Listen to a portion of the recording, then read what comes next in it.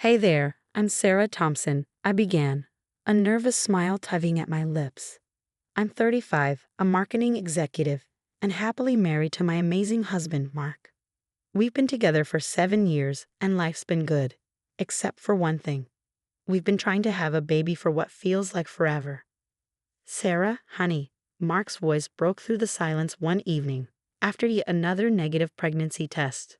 Maybe we should think about adoption. I sighed, the familiar ache in my chest deepening. I know, but I'm just not ready to give up yet. There's still that new fertility clinic Dr. Roberts recommended. Mark wrapped his arms around me, his voice gentle. Whatever you want, babe. I'm with you all the way. That was Mark, always supportive, unlike my older brother, Eric, and as if on cue, the devil himself waltzed in without warning.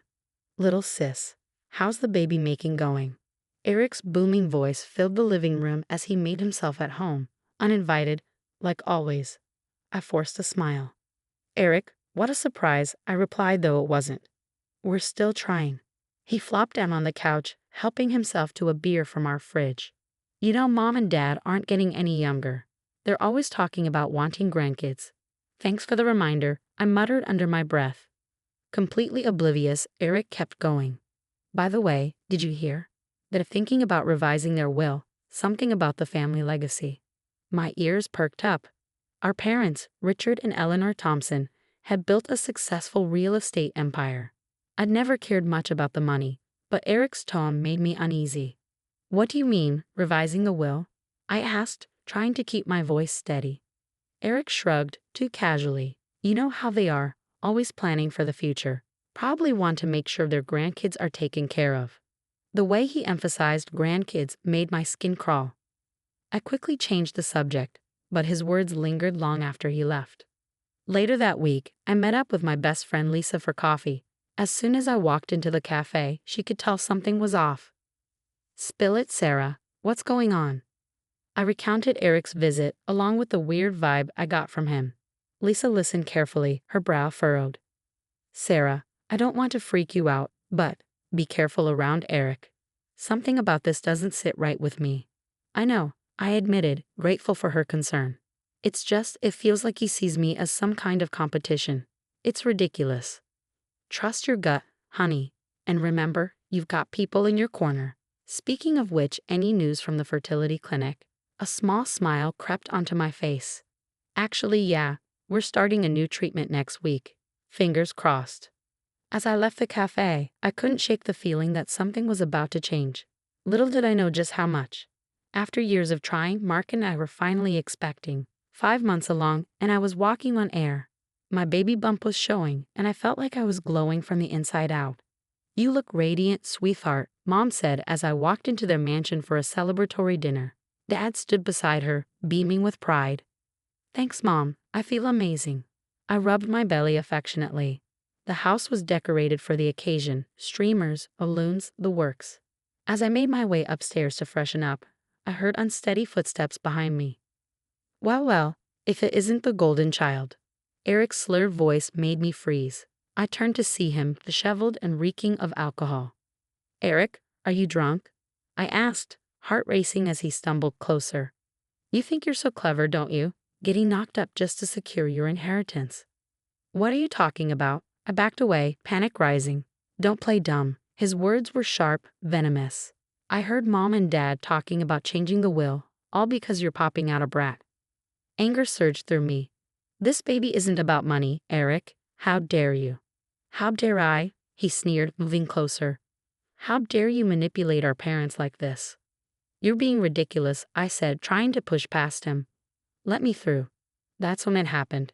Eric's face twisted in rage, and before I could react, his hands shoved me hard. I felt myself falling, tumbling down the stairs as time seemed to slow. Step after step, my body hit hard. I heard screaming. Was that me? And then, darkness. I didn't know how long I was out. When I finally woke, I was in a hospital bed, machines beeping softly around me. My whole body ached, and panic set in as the memory of the fall rushed back. The baby, I croaked, my throat dry. Mark's face swam into view, relief flooding his features. Sarah, thank God. The baby's okay. You've been in a coma for 2 weeks. 2 weeks? My mind reeled. Everything felt foggy, but then it hit me. Eric, he pushed me. Mark's expression darkened. I know, but he's claiming it was an accident. Mark said, his voice tight with frustration. The police can't do anything without proof. Tears welled up in my eyes. But you believe me, right? Of course I do, Mark replied fiercely, squeezing my hand. We'll figure this out, I promise. As I lay there, trying to piece together the events of that night, I heard hushed voices just outside my hospital room.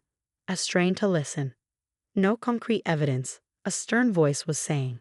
Without a witness or confession, our hands are tied. But surely the fall itself, my dad's voice, sounding more distressed than I'd ever heard, cut through. It could have been an accident, the first voice interrupted. I'm sorry, Mr. Thompson, but we need more to go on. I closed my eyes, a mix of fear and anger twisting in my gut. Eric had tried to kill me, tried to kill my baby, and he might actually get away with it.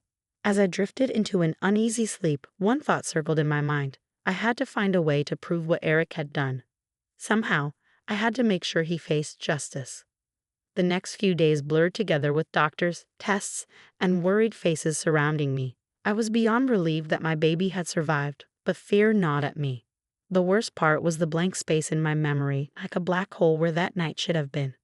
Sarah, can I come in? Eric's voice at the door made my heart race. I nodded, unable to trust my voice. He looked awful, pale with dark circles under his eyes. I'm so sorry, he choked out. It was an accident, I swear. I never meant for you to fall. I wanted to scream, to accuse him, but the words wouldn't come. Maybe it was the medication, or maybe a part of me wanted to believe him. Okay, I heard myself say. Eric left and Mark entered, his face dark with a storm of emotions. Why did you forgive him? He demanded. I don't know, I whispered. I can't remember what happened, Mark. What if it really was an accident? Mark's expression softened. We'll figure this out, I promise. Days passed, and slowly, flashes of that night started creeping back into my mind. The argument at the top of the stairs, Eric's angry face, the sensation of being shoved. I called Lisa, desperate to talk to someone outside of the situation. It wasn't an accident, I told her, my voice trembling. I remember now, bits and pieces, he pushed me. There was a sharp intake of breath on the other end. That bastard, Lisa hissed. We need to prove it, Sarah. But how? It's my word against his. After a long pause, Lisa spoke, her voice low and determined. What if we set up a hidden camera? If he visits again, we might catch him saying something incriminating. It felt sneaky, but I was desperate.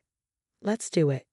Lisa smuggled in a tiny camera disguised as a stuffed animal, and we positioned it carefully in my hospital room, hoping it would capture any future conversations with Eric. Meanwhile, Mark was taking matters into his own hands. He hired a private investigator, Jake, to dig into Eric's past.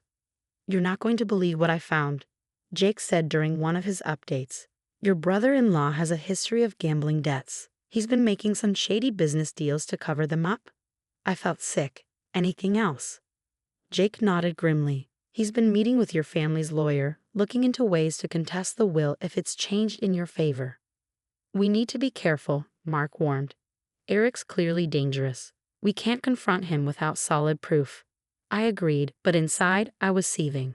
How could my own brother do this? The next day, as if summoned by my thoughts, Eric showed up again. This time, I was ready. The hidden camera was in place, and I steeled myself for whatever might happen. Hey sis, Eric greeted me, overly cheerful. How are you feeling? Better, I replied cautiously. Eric, we need to talk about what happened that night. His face changed instantly, a flicker of fear, maybe anger, before he quickly composed himself. I told you it was an accident. Why can't you just let it go? I took a deep breath. Because I'm starting to remember, Eric, and what I remember doesn't match what you're saying. His eyes darted nervously around the room, and I prayed he wouldn't notice the camera. You're confused, he said, his voice hardening. The doctor said you might have some false memories. Don't go making accusations you can't take back. I saw a glimpse of the real Eric then, the one who had shoved me down those stairs. I knew I was right. This was no accident, and I was more determined than ever to prove it. The day finally came when I was being discharged from the hospital. Eric had agreed to help me pack, not knowing it was all part of our plan. Mark, Lisa, and my parents were in the next room, listening in. The hidden camera was recording, and I was wired up. My heart pounded as Eric walked in, all smiles. Ready to go home, sis. I took a deep breath, steeling myself for what was about to come. Almost, but first we need to talk about what really happened that night, Eric, I said, my voice steady. His smile faltered. We've been over this. It was an accident. Was it? I pressed. Because I remember you pushing me. I remember you talking about the will. Eric's face darkened, and he stepped closer. You don't know what you're talking about. Don't I challenged. I know about your gambling debts, Eric. I know you've been meeting with the family lawyer, looking for ways to contest the will. He moved closer, his voice low and dangerous. You better watch what you're saying. Or what? I shot back.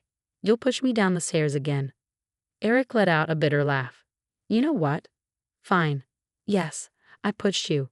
You and your perfect little family were about to ruin everything. Do you have any idea what it's like, always being second best? I felt a wave of nausea. So you tried to kill me? Your own sister? His eyes narrowed. I didn't mean to push you that hard, he snarled. But you just wouldn't shut up about the baby, about how happy Mom and Dad were. I couldn't take it anymore. Suddenly, the door burst open. Mark, Lisa, and my parents rushed in, their faces filled with horror and disbelief. How could you? Mom sobbed. Dad's voice was cold as ice. You're no son of mine. Get out. Eric's face paled as the realization hit him. You set me up, he hissed at me. No, Eric, I said, my voice steady. You did this to yourself. The next few hours passed in a whirlwind. The police were called, statements were taken, and Eric was arrested on the spot, charged with attempted murder of me and my unborn child. As the investigation deepened, more of his crimes surfaced. Fraud, embezzlement. It was like opening Pandora's box. In the weeks that followed, I focused on my recovery and preparing for my baby's arrival. My family rallied around me, showering me with love and support. Mom and Dad revised their will, cutting Eric out completely. But honestly, I didn't care about the money. All I wanted was for my family to be safe. Then the day came. I was in the delivery room, bringing my daughter into the world. As I held her for the first time, an overwhelming sense of love and protection washed over me. She's perfect, Mark whispered, tears in his eyes. A few days later, we were home, settling into our new life. Lisa came to visit, bringing news. It's over, she said. Eric's been sentenced to 15 years in prison. I nodded, feeling a mix of emotions, relief, sadness, anger. Sarah, Mark asked softly, you okay? I turned to my husband, my best friend, and our beautiful daughter. Yeah, I said, smiling. I'm more than okay. As I rejoined my family, I knew that whatever challenges lay ahead, we would face them together. We'd been through hell and come out stronger. Now, with our little girl, a new chapter was beginning. The future was bright, and it was ours. Now I have a question for you.